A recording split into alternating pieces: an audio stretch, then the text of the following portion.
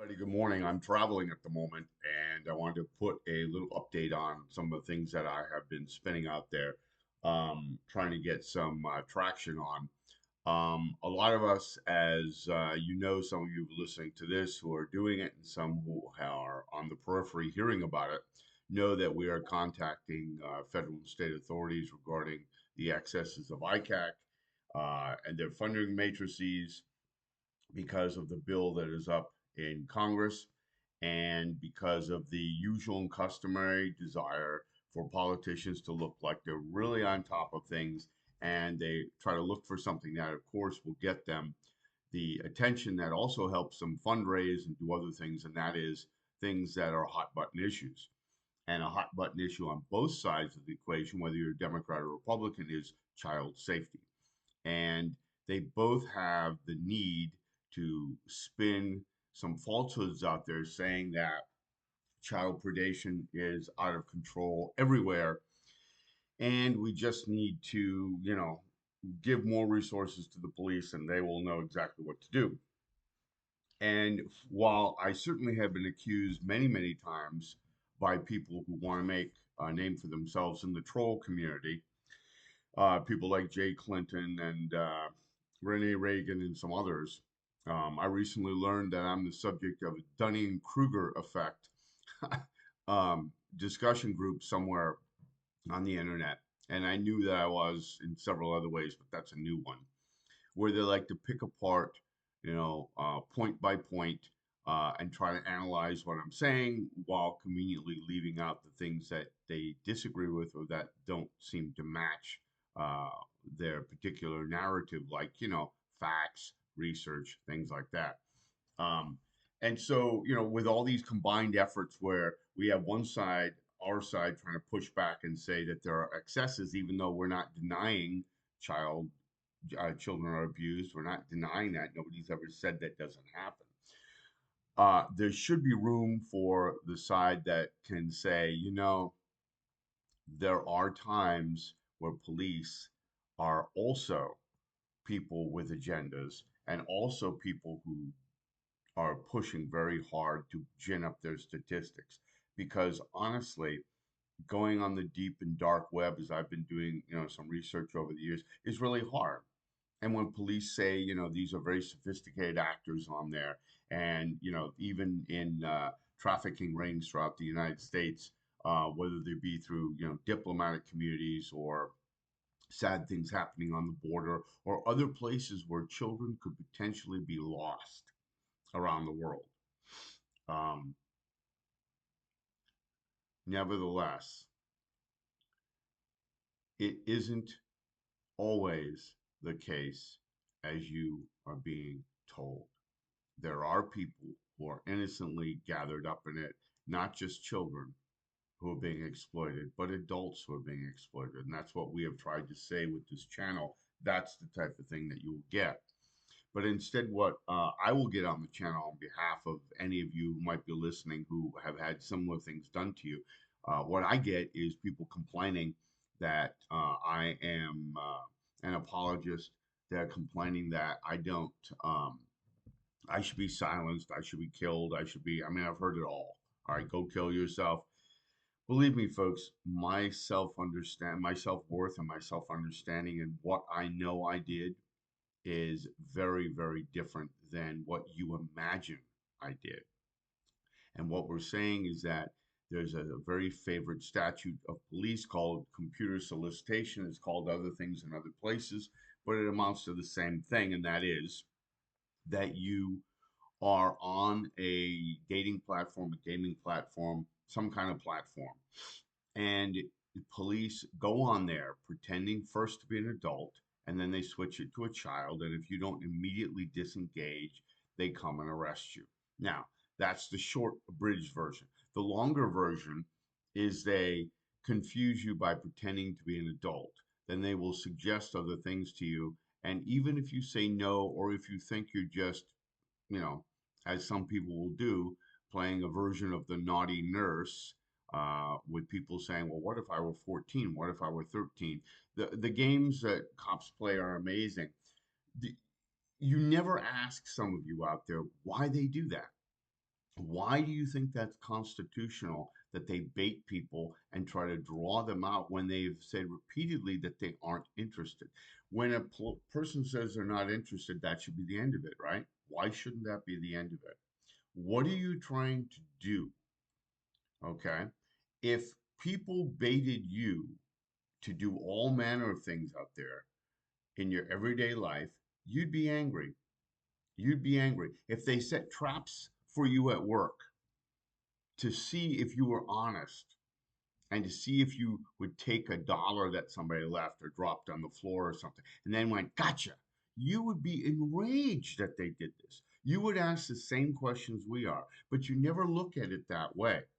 So to update you on some other things, in addition to just battling trolls who never seem to have any ability, despite the fact that they say they're open-minded, to look at what the police are doing that violate constitutional principles. Instead, they say we're hiding behind the Constitution, we're playing games, we're lying. I've been told I've been lying so many times, and if only I will show all the chat logs. So I will read some, I'll explain some, and I'm still called names, right?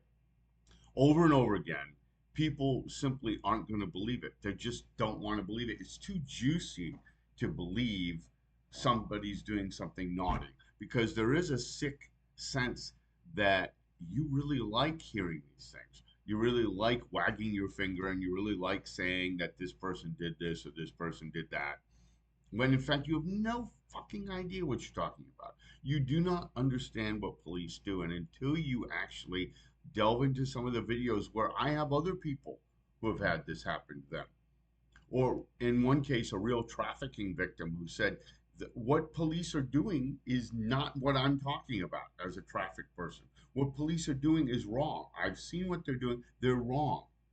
All right. Until you look at that, you won't get the other side. So, a couple more minutes here.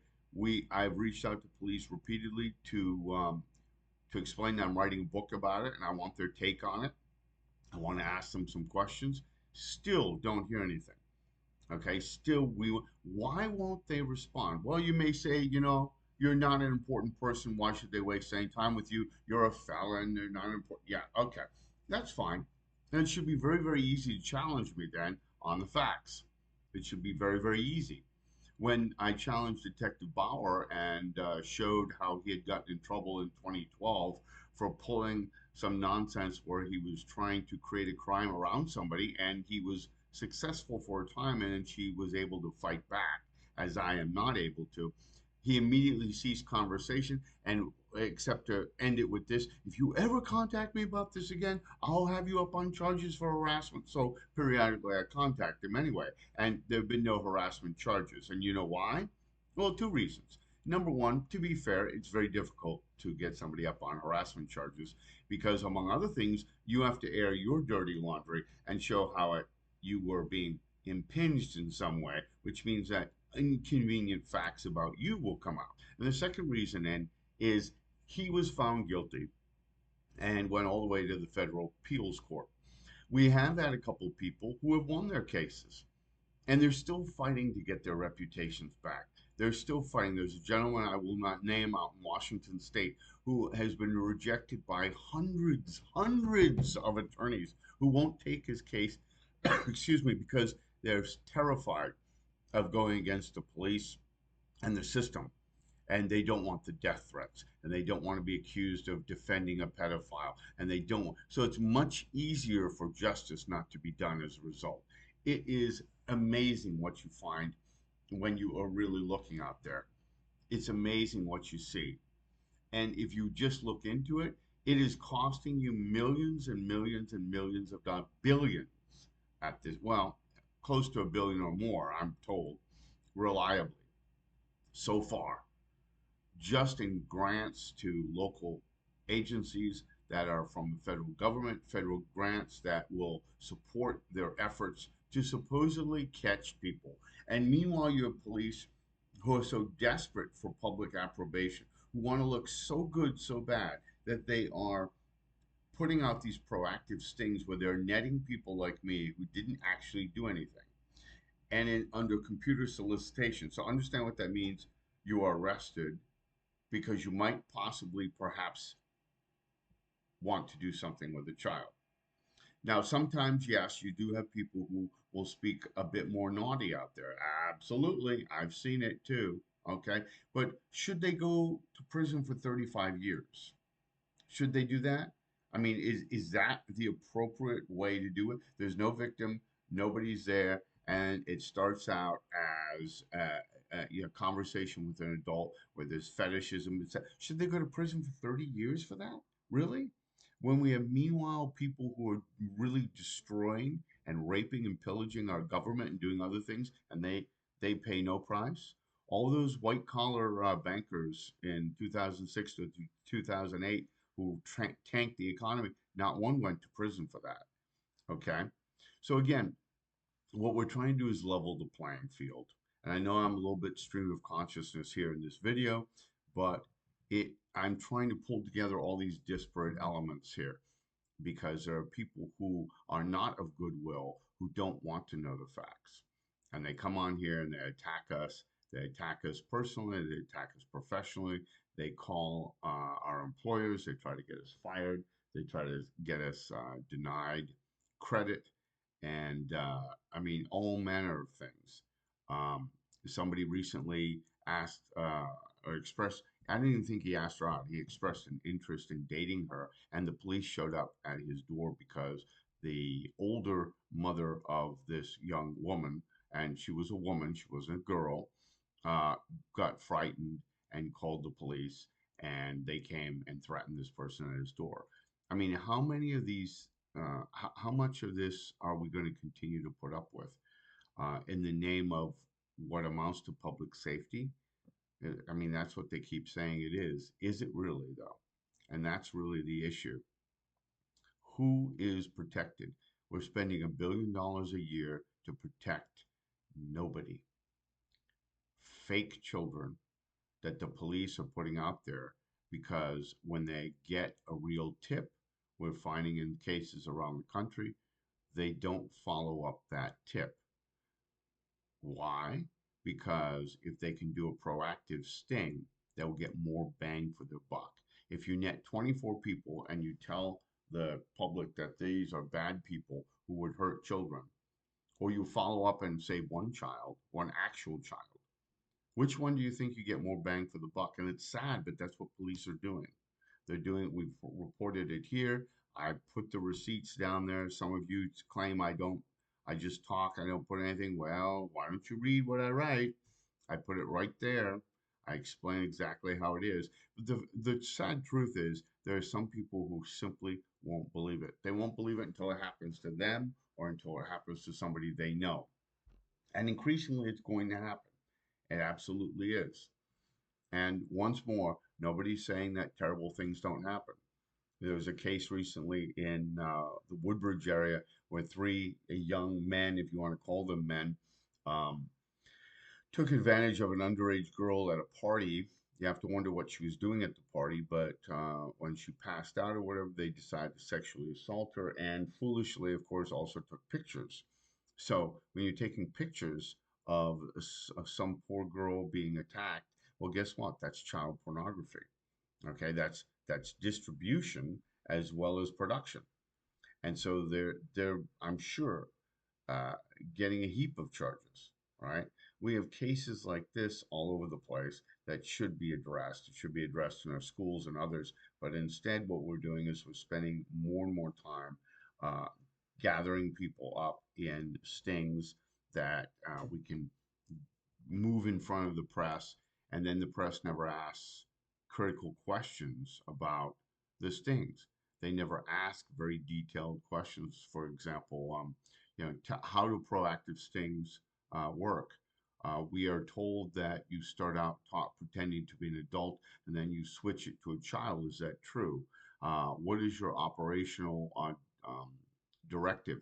What standards do you have? What constitutional principles? No, they never ask those things. They never ask those questions. They never ask, did any of these people have prior um, uh,